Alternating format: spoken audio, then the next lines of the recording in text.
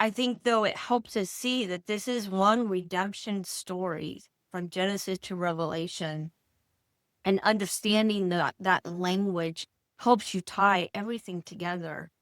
And it's not always obvious, but when you have somebody point it out to you, just like there's not one Exodus, there's another Exodus that's mentioned in some of the prophets, Isaiah and stuff like that. So it's learning those different languages, so to speak, and being able to recognize them when you come across them in other books of the Bible.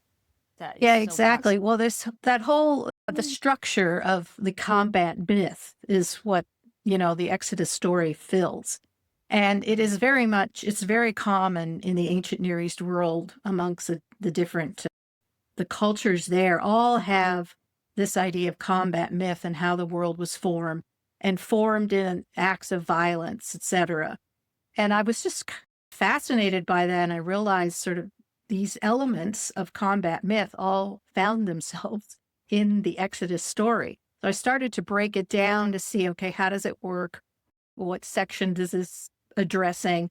And then as I was writing, I realized that the whole of apocalyptic literature actually came out of the idea of combat myth going back to the ancient Mesopotamians, the Akkadians, the Assyrians, whatever. They all had their story.